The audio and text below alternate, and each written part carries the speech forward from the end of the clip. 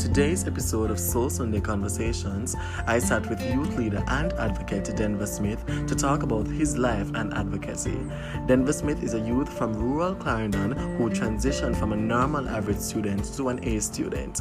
His transition propelled him to have the mindset of leading a now celebrated sign language club at Clarendon College, becoming the president of the National Secondary Student Council of Jamaica for the year 2019 to 2020, to now attending the Northern Caribbean University, where he is studying social work. Here is Denver Smith. I started this podcast out of curiosity, wanting to know the deeper meaning of why we are here on this planet. Excited I am. Yes. I needed to know if we had a purpose for sure. I needed to hear stories that were uplifting and inspiring and life-changing in order for all of us to know and see for ourselves that we really do have purpose. Become aware of the call of the dream. My intention is for everyone to see that they are indeed blessed and called for a set purpose. It doesn't matter if you are black, white, or mixed. You have a calling on your life to do wonders. I am heading in a direction that involves change, chance, and vision. A change that will impact life for the better. A chance that will allow others to see themselves and accept themselves. A vision that will allow us to see that we can do great things through Christ. My name is Regina Reid, and this is Soul Sunday Conversations.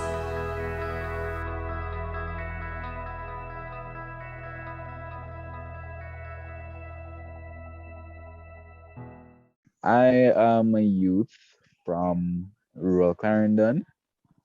And when I mean rural, I mean like bush. In other words, as people would say, bush. I I am from a humble beginning as well. Didn't have much, still don't have much. But what how I was growing is to really appreciate certain values that was instilled in me, and to be satisfied with what I had, and to also set goals that will elevate me in life, and also seeing education as the key to success. So I really think that really speaks to my background as it relates to that. I must also add, however, that I am a Seventh-day Adventist Christian. I've been in the church since I was born. I got baptized at 7, and yeah, so home and church is really where my background really is. If you want to see the individual I am, as in who I am, I think my background really speaks to my home and church. So humble beginning, and being involved in church, or being a part of church, or being introduced to church at an early age. So that really my background. So Christian, Christian boy, church boy, Seventh Day Adventist. Um, then now that this is the biggest transition of your life. After what was it like in primary school? Like how was that? Were you all in leadership, all in being involved, or was there something different? Tell us about that. It's a really interesting question, and I really like it. Oh Jesus. Primary school. In primary school, I don't believe I was like this. No, I wasn't. I was somewhat very introverted. I I would have not participated in many activities, but I was always a confident child. I can always remember once I'm being called upon to do something, that I will execute it to the best of my ability. I will put aside my fears and go ahead and doing it. However, I let me say that I've always had an interest in helping others, and always, wanting to work hard, but I didn't have that drive. And person, never came like in the top 3 in my class. Didn't have a big average. It was just like the regular student with a 70s average, was going through, don't have much friends, just there. And it was when I got to around grade 5 that I really decided that I want to make a change, because I had this teacher, and she really left an impact on me, right? She really left an impact, What was because she the name of was the saying that, teacher? Or what is the name uh of the teacher?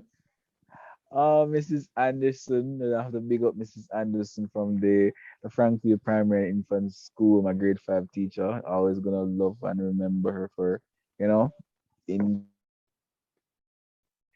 she was a bit rough on me, I must say, but I think it's tough love, and it was what I really needed to, the catalyst to motivate me to become a better person. Because Mhm, from we would have from she would have spoken to me about the fact that I can do better. I took up the initiative of actually taking out my books and start reading over, studying, and I kind of moved from a 20 place to an eighth place in class. Uh, and that was a big jump for me, because I didn't see myself moving from being an average student to a student that was excelling. And I really saw that she saw that potential in me, and I acted upon it. I would have taken her advice and stuff. And from grade 5, into grade 6, I would have changed somewhat, because I realized that I wanted to achieve more. I didn't want just to be an average student. I was competing with students I thought were smarter than me and stuff. And that was there. I realized that I wasn't an average person. I wasn't an average student. I had ability to be a bit lazy, and we didn't have the right motivation and stuff. Didn't have a constant a person. Didn't have anyone that really believed in me as I wanted them to believe in me. And it was from there I changed, because I started doing better in school. I started making more friends. Started working harder. I even came third overall in the grade 6 achievement test from my school. mhm, I also got a scholarship to go to high school, and yeah, it's really interesting time for me. And I really surprised myself, because I can remember me being this introverted average student who was confident, but at the same time not putting himself out there, and mhm. certain things. And knowing back in primary school, you have prefects and peer council and stuff. I was never nominated for any of those things, so I didn't achieve anything like of that sort. And what really changed me though was grade 5, and GSAT results, and me coming to high school and saying that I need to turn over a new page. Because I always, there's this song that I normally sing that says, make me a servant, humble and kind, giving to others, not keeping what's mine. I always sing that song, from the first time I knew it. I don't know or it really applies right now, but I have always been a humble person, a humble child.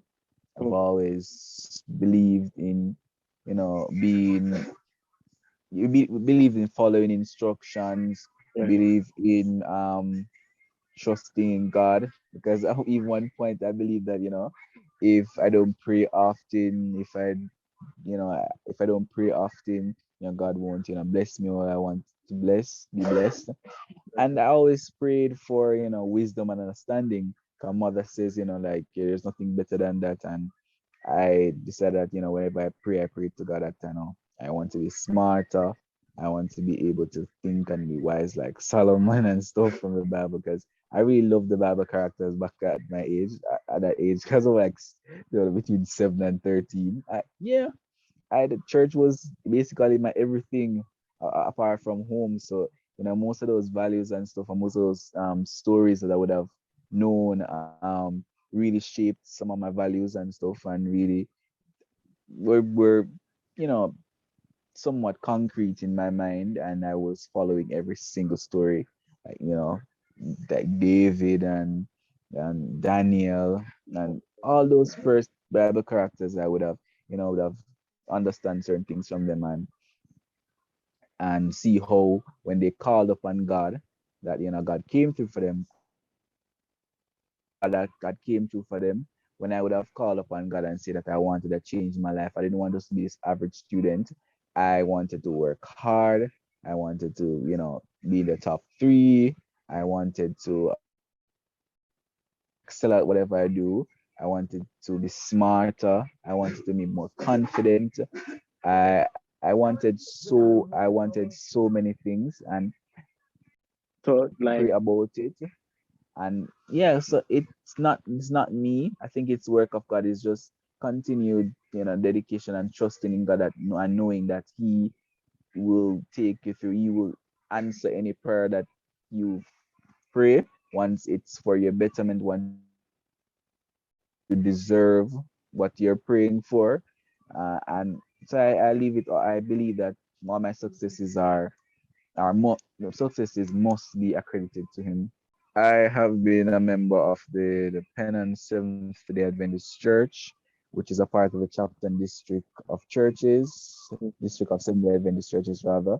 I've been a part of that church since I was born. I was baptized at 7, which I would have mentioned earlier. Yeah, so I've always been Adventist. and I see where you're involved in those as well, where you would teach like some of the Sunday classes, well, Saturday classes, Sabbath school, and all of those other things. So like you just was just involved. So like having the having a church background and having a teacher that was strict on you, and then having loving family members. I see where you and your sisters and your mother were just in your life, and they're just always by your side. Tell us about them. Let's start with my mother. My mother is basically, she's basically the anchor that keeps Yeah. us grounded and remembering core values that she would have instilled, and constantly reminding us about what we learn at church and how we should apply to our lives. So I Mm-hmm. believe that she's that concrete type of structure in our lives. Mm-hmm. Sisters, though, my sisters, Fashionista. there's something else. I have three sisters, Yes. and four brothers, but I didn't really grow with my brothers. All them are older than me, so they didn't have much of an impact on really my life that much. Mm-hmm. So, but they were really old. They're really older than me. But my elder sister, we grew together along with my two smaller sisters, and I have really learned a lot from them. My older sister, she was very responsible. That's something I can say I would have, observed. She has always been responsible from was very young, and she had never ill-treated me in any way, I must say. Like she's always been that caring type of figure, always looking out for us and stuff. And despite stuff would have happened in her past that could have that caused us to be a distance, she's always that caring figure and that responsible figure that I would have taken certain attributes from and applied to my life. Mm-hmm. My to this sister that follows me now, we have recently left high school. She's the talented one. Yes, Yeah, yes. she's the See talented her one that on my, yeah, I literally see her on my Instagram, and she is amazing. yeah. She's just amazing. I so like her attitude, and I so love her Well, she's enthusiasm. Right. she's a talented one. I think she's the talented one. She got everything that really is a talent: sing, dance, Mm, draw, act, everything. That's just her. She got the full package when it comes down to that. Yeah, she's not really a people person though. She's that type of person that's gonna say that, see her and kind of, with us no click, you get me I say. mhm, So, she avoid it because of that. But she's, really that motivator that says that, you have to shape up things. You get me I say? You have to work hard too because there are people who are born naturally gifted at certain things, and then there are people who weren't gifted at certain things. So I had to look into myself and say, I don't have the gift of doing this that good and doing that as well. So I have to work hard at that because I can remember a time in my life where so I I could like she could read she was able to read before I could. Mm. And that's something that I had to struggle with. So I had to push myself to learn to read better, just to be ahead, be at my level and working at my level even harder, being a couple steps, being couple steps ahead of her, because as an older sibling, you're supposed to be guided, be able to guide the other siblings in the right direction. So I had to become a better figure for them. And my sister and I, we grew up together basically, because we were so close in age. We were so close in age, 2 years apart. So, We kind of grow the distance because teenage years and school and high school, we kind of grow different part, but it's always been close. My smaller sister though, yes, she yes, the smallest one yes. now. She's talented, and Mm-hmm. Don't just say she's she's more of smart. a She she's is more of a yeah, the smaller sister. She's talented in her own way, and growing and she is she's thriving. yeah, she's more of a people person. The smallest one, she's more of a people person, and Yeah. uh, she doesn't let negativity really get to her that much. Mm-hmm. She will know that this is the fact about this person, but she still, look past that fact and work towards what she wants. And I think that's a good mindset for her, and she's gonna achieve great things. And she's one that is able to take correction sometimes, and asks for help sometimes. I like that. You know what? Um, The other thing, oh, so not to butt in, but I have to give a shout out to her specifically. Um, I was going through something back then, and it was really terrible. And I remember I posted it on my Instagram, mhm. and she did the most sweetest, kindest thing ever. Messaged me, and she literally cheered me up, like literally encouraged me, motivated me, and I had to like literally thank her. Gr- I'm grateful for what she did. So she's like one of the persons that contributed to me being here. Just My by smallest sister did that. the smallest one. And her little Whoa. encouragement, her little motivation really and truly made me smile. And I must say thank you to her. I must say thank you to her. So big up to her. All right, man. Wow. After the first time hearing this, well, she's learning. She's always been a people person, and I believe that she's able to help out as much as she can. And I think this is a really good thing that she has done. Seeing that would have been impacted Kind thing. somewhat of what I. A really Oh, kind well, yeah, yeah, and I really like that. I must say, no good side to every family is a bad side, and we have a little ups and downs. Or then, thing. every now and then, we don't talk, we talk back, and just regular family dynamics. So I guess they've really been a force that has really contributed to the person I am today. Mm. In some ways that I fail to acknowledge at times, but yeah, they have. So your family is a has been a part of your thriving, your success, you being involved in a lot of youth activities and so.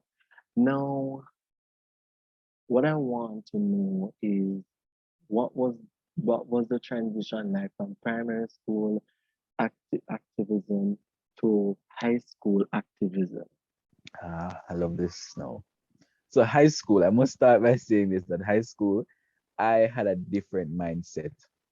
Mm, Now, that a person leaving primary school, oh, I'm going to high school. No, it's all about the hype. It's all about this. It's all about, the look good vibe, the friends, so many things we were told about high school. And, mm-hmm, but I had one goal. I had a different goal for high school. What I wanted was to not be that average student, not wanted to be that shy student anymore. So what mm-hmm, I did was I started to invest my time more in schoolwork. I started coming first in my class. This time, I was even shocked the first time I got the highest in the exam, and how much a teacher would have said that, he felt as though he's actually teaching when he sees my test grades or see my test results. He feels that he's actually teaching, and that would have impacted me in so much way, because so much actually, because Mm-hmm. I went to Clarendon College, and in Clarendon, that's one of the second, in ranking of schools that smart students go to, is be the second. So you have students with averages 80 and over coming to Clarendon College. Yeah. And in my class, many of these students would have also have 90s and 100 in, GSAT scores and stuff. And, higher averages than mine, because my one was about at 86 something, 85, 86, thereabout for GSAT. And, many of my classmates were like 80, 80, 88, 89, 90, 90 something. They were so smarter than me in primary school. So me actually beating them in exams was really something else, because I'm just an average boy, average student who happened to just be there among them, because Jesus, that was a terrifying time for me. Mm-hmm. Type of environment, I believe I got a clear mind of what I wanted. I knew that I was making progress, because one, I was moving away from being the average student that's and stuff. Next, I wanted to make my name. No, I wanted to make friends. Mm. I wanted to make friends, and that was something very tricky, because making friends in high school is where you're gonna have a lot of peer pressure coming on. And in second form, I would have been a part of some groups that I wasn't supposed to be a part of, But hold but on. all in the name, in the sake Talk of friends. about peer pressure. Because I needed to talk about that. I wanted to wear the type of khaki that they were supposed that they were wearing, because my Mm-hmm. school, in the handbook, it says that I'm supposed to wear semen khaki, which is the dark, the darker looking khaki, is the dark one, Mm-hmm. dark brown khaki that we're supposed to wear. I had that in first form, but second form, I didn't want to wear that anymore. I wanted khaki as in the collection type of looking, because it looked a bit cool, and I wanted a Clarks and stuff, and the suede and stuff. I wanted to be among them, having a girlfriends from first form too. So I wanted to be in that spotlight with them for some reason, because I wanted friends. And this would have, I would have gotten friends, but these are the friends that I would have needed, because what I found myself doing was that, I was skipping class. I I was I was not keeping up with my academics as I should. The first term I came first, second term I came third, the last term I came fifth. So second form was a bad year for me as it relates to academics, because I was more focused on friends and building certain friendships, and which weren't healthy for me. So I Mm-hmm. decided I had to stop wanting friends and just stick with who is just there and just be by myself. So I would have learned my lesson from that.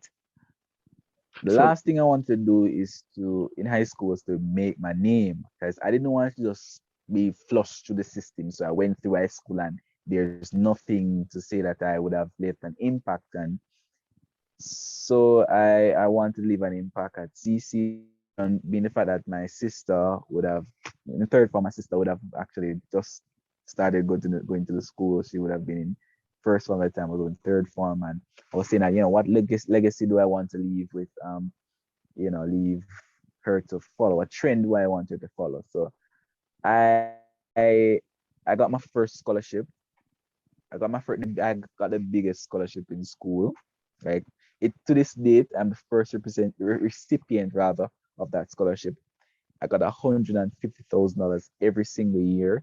50,000 spread wow. across three semesters, that would take care of all my expenses, including, like, school fee, books, Wow. any gadgets I wanted for Mm-hmm. 3 years. So fourth, from third to fifth form, I would have actually gotten this money, that signed and sealed and everything. It was a done deal. I was the first time I made my mark in school, because people were genuinely happy for me because I can remember the day up to this. I can remember the day I got that scholarship. It was a prize giving, and when they were talking about the history behind that scholarship, because students would have died, and they were given the scholarship in memory of the students. It was called the Regina Reid Scholarship, and Mm-hmm.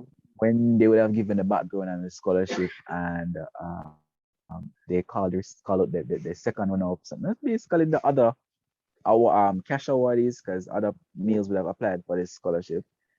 And when they would have called me as the recipient, I can remember the entire school just shouted, as in Canon College has over 2,000 students or Wow. 1,800 students, and Mm-hmm. everybody was cheering, like everybody, male, female, first to sixth form, they were just reeling like, yes. And tears were I was almost crying, like I was almost crying. I was like, shit, this is actually me getting this award.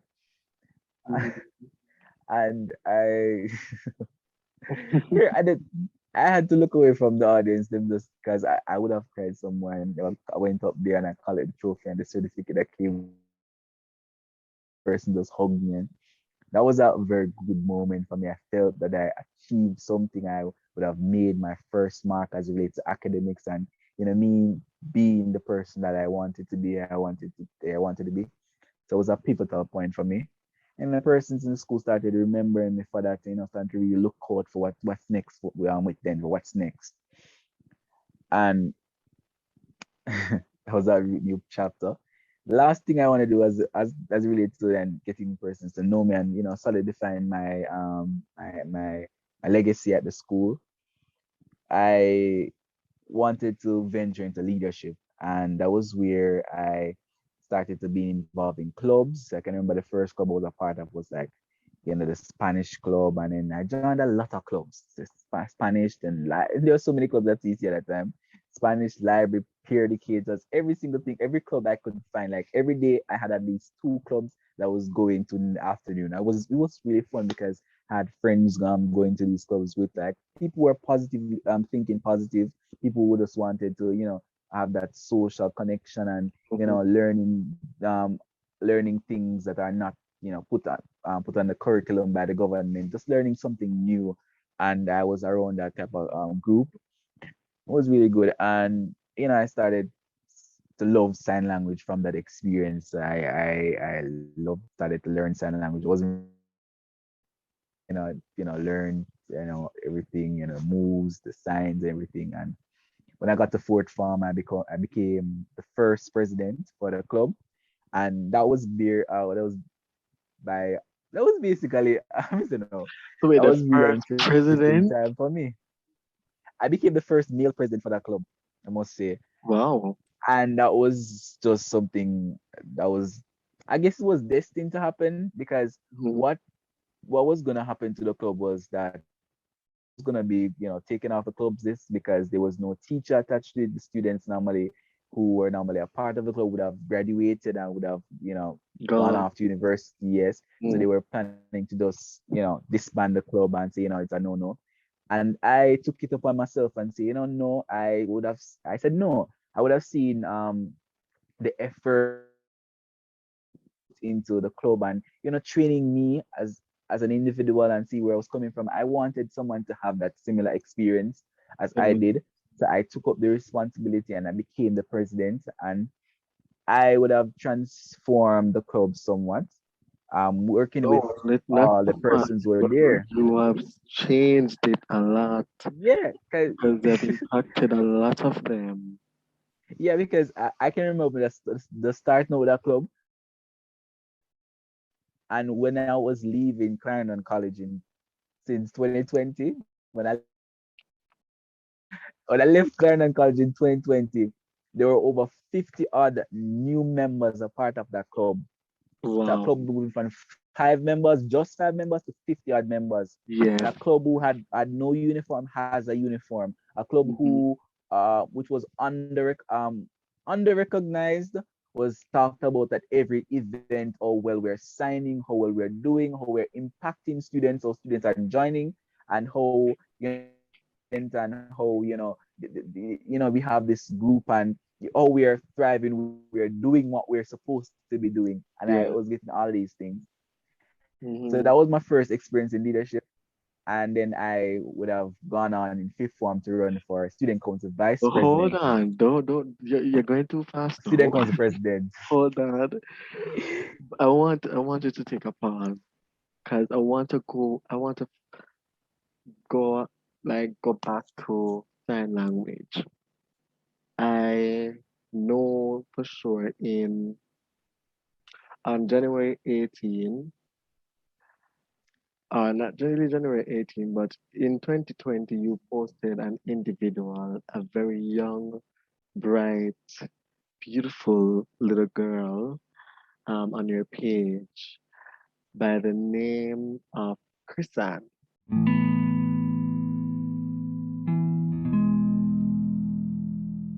Kristen Graham was one of the founding members for the Sign Language Club at Clarendon College.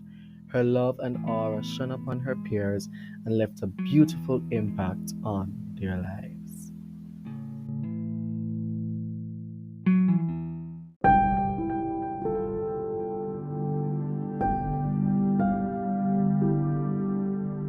Really a rough time for me because I can remember her as a very cheerful person, and I'm not just saying this because she died. She was always a cheerful person, always a cheerful person. She was one of those members who was just very positive when it comes on to things. She was also willing to willing to be a part of and willing to just want to better herself in sign language and own her skills. She was that member who would just see me random and just call up my name like Denver, what's up, and just run and hug me and stuff. And I really admired for that her cheerful spirit. And while she was not always at practice, but once she's there, when she says she's always on time, she tries to get every sign. And she was also one of the founding members, I must say, like when the club just started, she was there and stuff. She was one of the founding members of my time there. Like there was like seven of us. I can say that we're founding members. These members would Mhm. have been solely taught by the seniors who would have left, and so I would have classified her as a senior signer in a part of my executive and stuff. So Yes. she losing her was really a tough time for me, and I've never lost anyone. I would have lost my grandma, but we weren't very close. But I would never lost anyone who was close to me, so I really felt it. I can even remember the night that I got the call saying that she was dead. Like I was just crying, instant tears. Like whilst it was so instant, like whilst the news was shocking, like I believed it instantly, and I knew that it's true. And I was crying for the entire night, and I had to call an executive and had a conversation with them, and a really long talk and parent session. I was there thanks to that executive. I can really say that that night I really needed them to be there because I was crying, and because I couldn't during practice for her funeral and stuff. It Mhm. was really an emotional time for the team members, for everyone on the executive, for all the signers, because they would have known her personally, and I would have known that she's a nice, kind girl and stuff. And we about it, just it's bringing back some memories.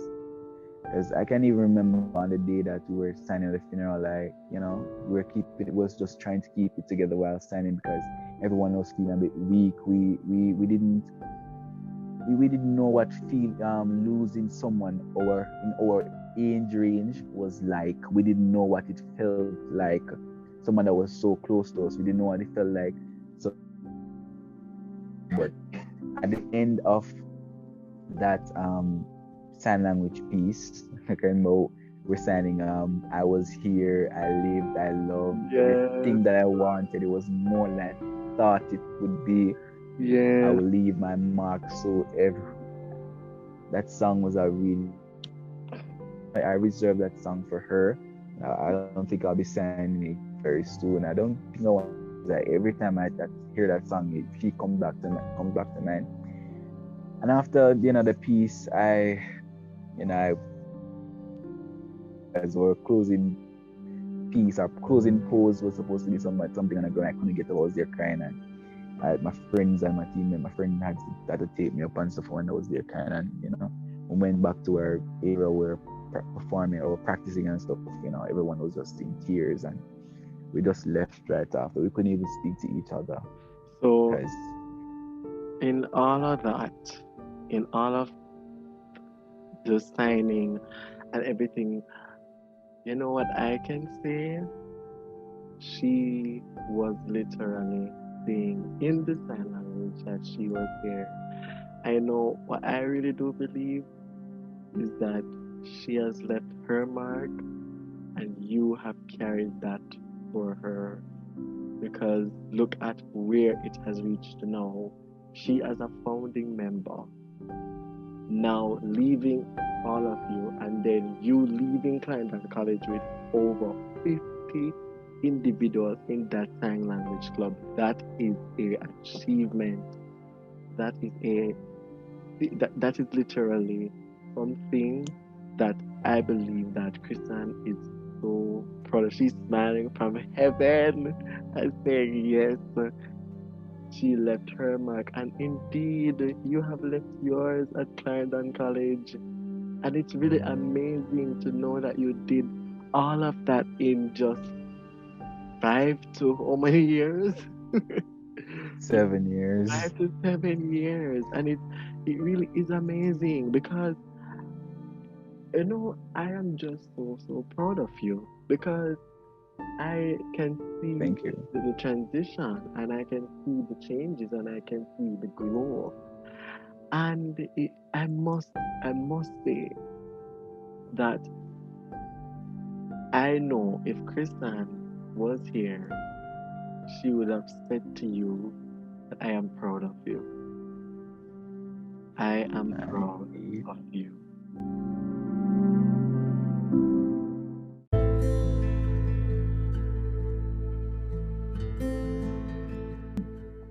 I have always been interested in the student council from I was in first form. Mm. I remember all the presidents from I was in first form to sixth till I left Clarendon College. I remember all the presidents. I've always kept a track on them. Always, every single year, making my duty to remember their names, to talk about them. I was just interested and fascinated by the council and what it should be and what it should be. I think I was fascinated by that. So I served as a student councilor when I was in second form. I also served when I was in third form. I served in fourth form. So I was at second, third, fourth. I was a student council representative. And in fifth form, I said that I no longer wanted to sit around and watch whatever was going on in the council, because the council wasn't very active, and I saw them doing more and they were just doing less. I didn't see them fulfilling their mandate to the best, to the fullest, I should say. So I decided to believe that change would have been me. So in fifth form, I applied candidacy for the post as student council for my school. I ran an election. I remember standing up in front of and the issues and stuff, and it was really fun because I felt very engaged with the audience there. And while this was a good election, I lost by 100 votes, because I didn't reach all the demographic that I should have. I didn't appeal to the sixth formers as I should have. Yeah. And whilst I lost, I became the vice president of student council. I was there that I got to own my skills. I realized that I love volunteering. I love service. I love being a voice for students. I loved doing so many things. I didn't see myself anymore as this bookworm, this boy. I was just smart, because I don't like people just I didn't like back then person just be my friend because they think I'm smart and just want to be around me just because of that reason. I wanted them to respect me and to see me as an individual who instead of somebody you can use just to be around. I want to be more than that, and that was living proof that I had the ability to not just be this smart boy, just someone that is able to influence change, someone that is able to speak on their behalf, better person than what they would have thought I was. So that was a really great point for me as a student leader. I also went again when I was in lower six and I ran for president. Yeah. And I was because no one was interested in running for president because they would have seen the scope of the work that I would have done the previous year as vice president and see how I would have transformed and uplifted the work of the student council and its presence in the school. So people were saying, oh, seeing it for what it was supposed to be, and many were just, afraid.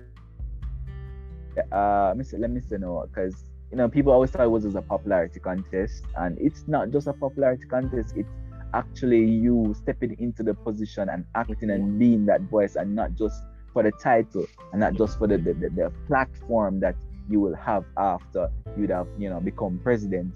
So I was in lower six, and shortly after I after there was a little mishap between me and the staff advisor, and she decided I was not suited for the position as president. Therefore, she reopened the election, and one other person came, and surprisingly, that person would have not the other, and became the president. I must say that she was a good president because she taught me a lot of stuff as well. She taught me that it's good to do. She taught me the investigative part of student council, or being a student councillor, and how to deal with issues as with students, and really getting a full background check, and really to represent and what it means to get stuff done. So I believe whilst I didn't get the opportunity of being the president, I got the opportunity of working alongside a good president, a president can say she had done a good job to the best of her ability, and she would have invested her time in just being a representative for the students and just trying to resolve as much as she can, much issues that she can. And I must say that she was a good president. I would have learned so much from her.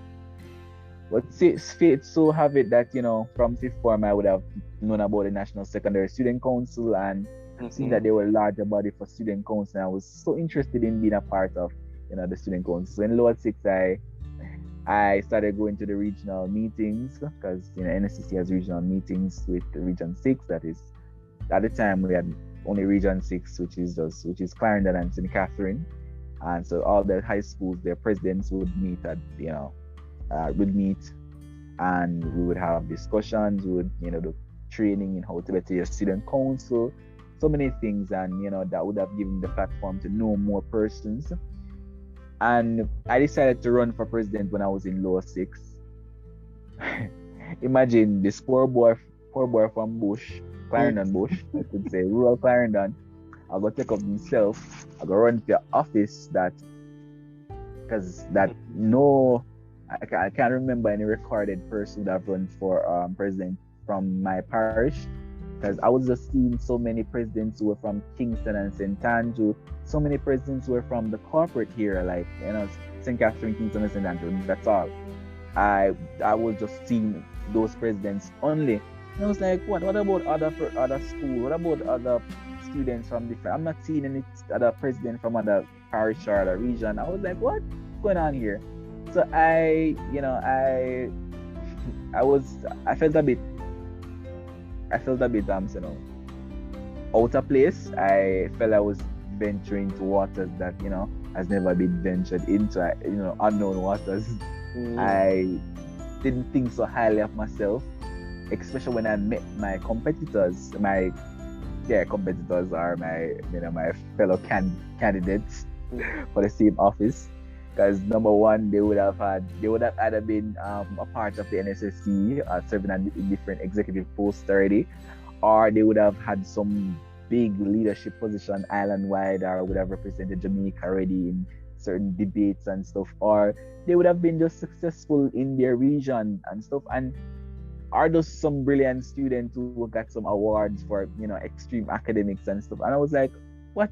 I didn't have those things. I was just this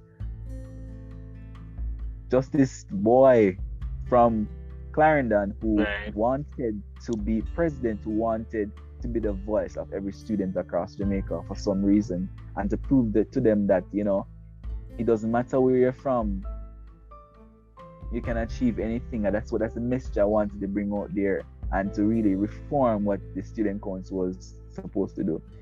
And it so happened that I I I put in the work. I was committed to getting that position. I called, spent hundreds of dollars buying credits and stuff. And it was thanks to the new digital thing of the unlimited calling that really saved my saved me, because I president, getting to know them. There was so many things, and I was trying to get to know them, and really sell myself somewhat to them, to see that I am the best candidate for this position. And I would have made a number of friends through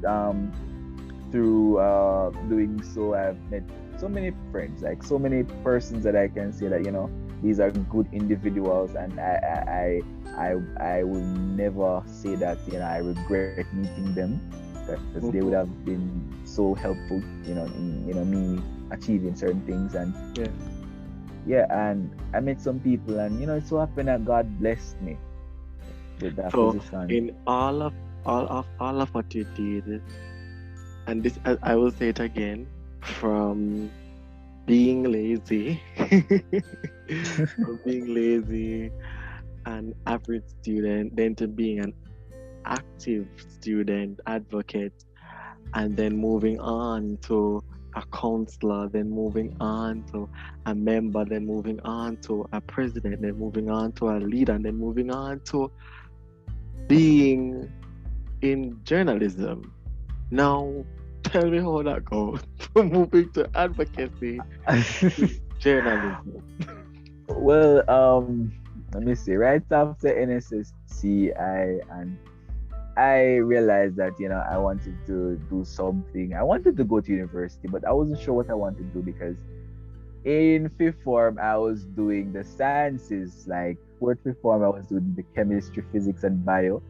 And in sixth form I decided not to do anymore, because at the time I wanted to be a pilot, and I realized that just flying a plane, going traveling all over the world, just having that much responsibility and people. And I think I kind of somewhat changed my ambition.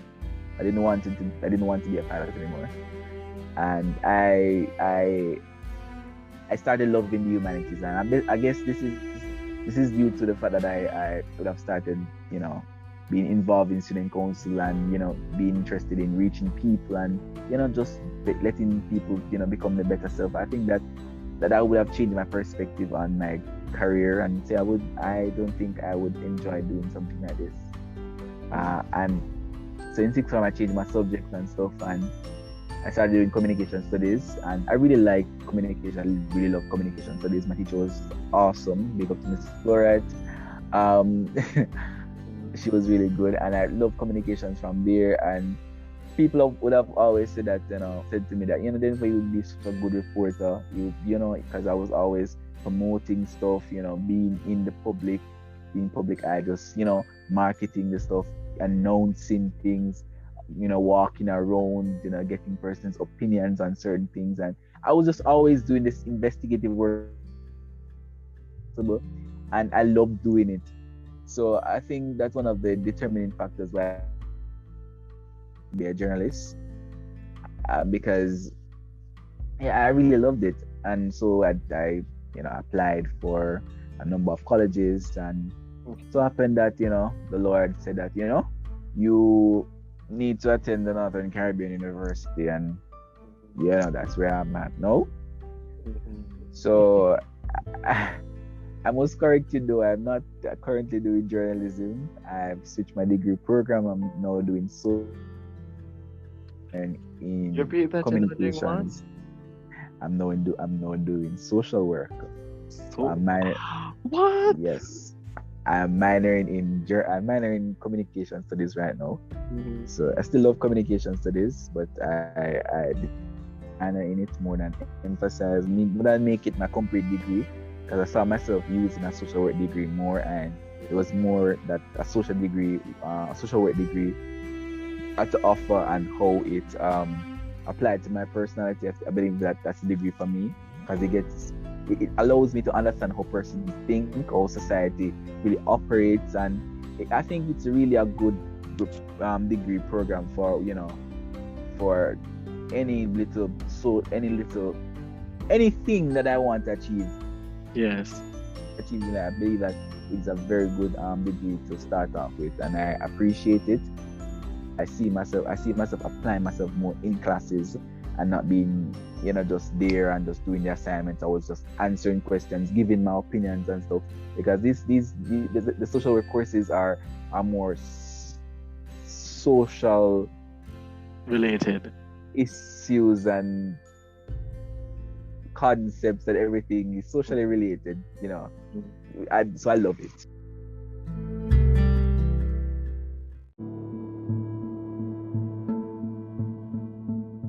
Why didn't you give up when you lost the election the first time? I am a very determined individual. Like, I'm very determined. I Once I set a goal to achieve, I believe that I will achieve it. Once it's something that if I didn't get the first time, I know that I'll get it the second time. And whilst I didn't get president, I got vice president. So I was content somewhat, because I would have put in my hard work. I still elevated myself from just being an average student to a student with a title at the institution. So that was still a win for me. So I decided that I'm not gonna stop there. I was just gonna still continue being this determined individual, continue doing my best. And the president is a 1 year office, and I'll be doing upper six and lower and upper six. So I have more opportunities if I run for this again. So I guess I had that type of mentality the first time, determination, the chances that I would have to, to become president again. So I had all of those stuff, bottled up. So it didn't keep me down when I wanted to, when I realized that I didn't win. Yeah. Why is education the key to success? Hmm. I was gonna draw for a scene a while ago, but I did the scene. I don't know where it went. But I believe education is the key to success, on the basis that you can't get somewhere in our society with just no formal background, no knowledge of anything. As in, you can't read. As in, you can't be a person who is unable to read, unable to write, unable to think critically and really get somewhere in a society like this. So I believe that phrase, education is the key to success, really applies in that sense. Seeing that if a person wants to get somewhere, he has to be educated. He has to you know pass the little benchmark, be at least literate, in numerate, to get somewhere, being that, I mean that you have to be educated. to get somewhere. Of course. I should be explaining this thing better. But you just have to know stuff. You have to own you have to have a knowledge on what you want to be successful in. You have to know something. You have to, and knowledge is not just reading from the book. It's understanding how something is done, how it's done properly. So it's being educated in that way, being knowing. Because knowledge and education is somewhat linked.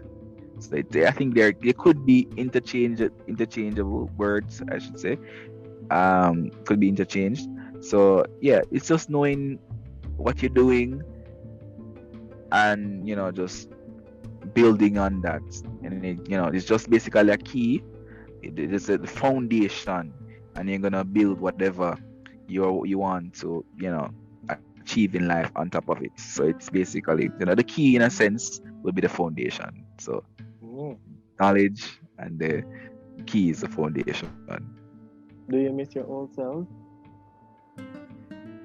Do I miss my old self?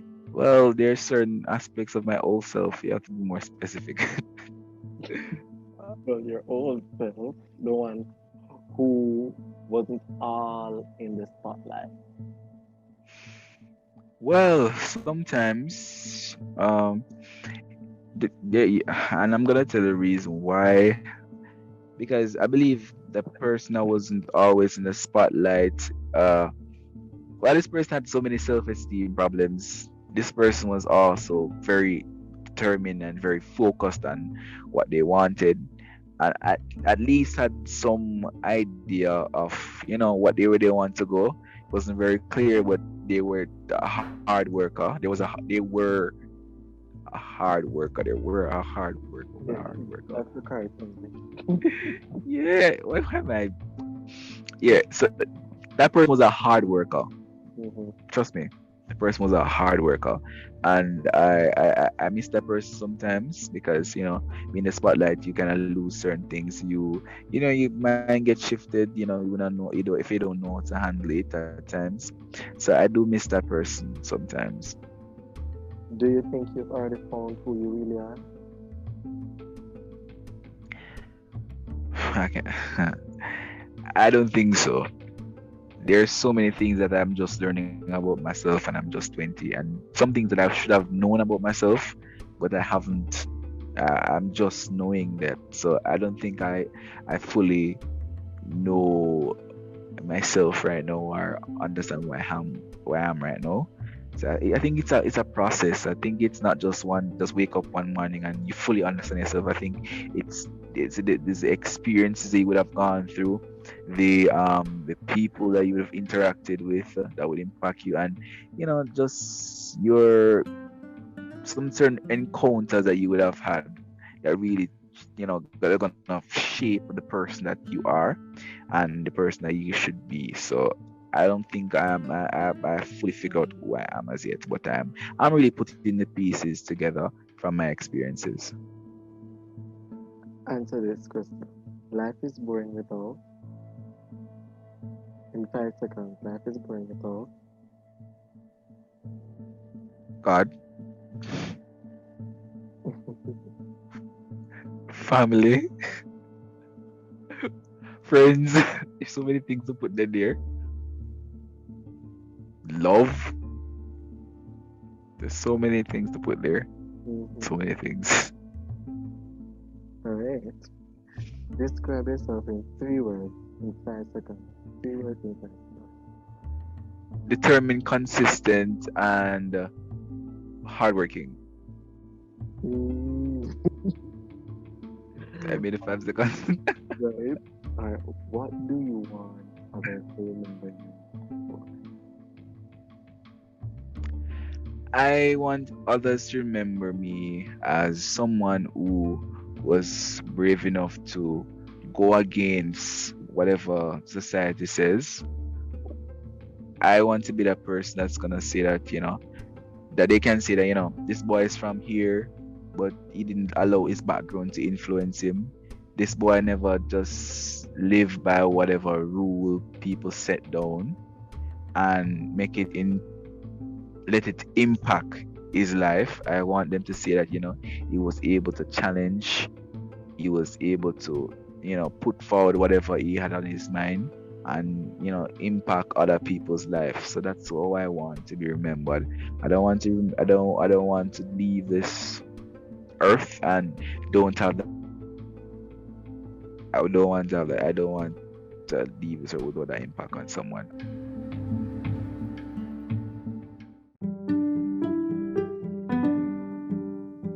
In this next chapter of my life, I want to achieve a few things, and I'm basically giving an estimate in regards to a year. I want to leave an impact in my current position as the VP of Academics for Literary and Debating Society at the Northern Caribbean University. I want to leave an impact in that position, ensuring that every task that I would have set out to achieve in the office is achieved, and that students are more interested in being members of the club through whatever outreach activity I instigate or ensure that is done. I also want to, run for the office of youth mayor for my parish. I would have run for this before when I was in high school, and I would have really seen the platform that I could use to, get the youth issues out there, to really become that youth leader that current their needs, and to further understand the operations of the local government within my parish. So those are my two goals I have for this year. Oh, and I also want to better able to finance myself. So I'm in search of a job, to really get myself started in that. And lastly, it's not really last. It's also I should have said this first. I want to ensure that I'm doing well in school. And when I'm talking about well, I mean like a 3.5 GPA, nothing less. I think that I can do it, and I believe that my parents deserve to see me achieve such a high GPA, seeing that they would have invested so much time and effort in ensuring that I have everything I can to really get that education I need. So I think I should give them quality results, and I believe I have the ability to do it. So in my short term, I want to ensure that I achieve the best average I can. And I believe that's a list of, some of the things that I want to achieve in, yeah. I must say thank you so much for all the knowledge, for all the stories, for all the experiences that you have shared. And it really, I believe it has impacted someone that will be listening and probably is listening. um, I must Interesting. I must encourage you to always thrive in excellence because I see a bright future ahead. And I believe I know for a fact that no matter what it is that you go through or will go through or is going through, God is always by your side, no matter what. Um, I love my little slogan, my network slogan, Regina Reid Network. So when I say mind, body, soul, it is important to take care of your mind because your mentality is important. It is important to take care of your body because your strength is important. It is important to take care of your soul because your spirit is important. What I'm trying to say, everything you do impacts these three. If it impacts one, it impacts the all. And I must say that you, for sure, have been by balancing all of that. Your spirituality, going to church and being active in spiritualism. Then your mind, you focus on your academics. Then your physical body, because you start exercising and everything. So therefore, it's a lot going on in just one person and one person mind, body, and soul. And I must say you have achieved a lot over the years. 7 years. Just in God's favorite number and more years to come. So I must encourage you to always strive and always go after excellence and continue to succeed. And thank you so much for being on Soul Sunday Conversations with me. You have any further words to anyone? Thank you for having me, Mr. Reid, and thank you for your kind words of encouragement and really giving me the opportunity what I have done and where I'm heading in the next few months or next year. I really believe it was a blessing sharing in your program this evening.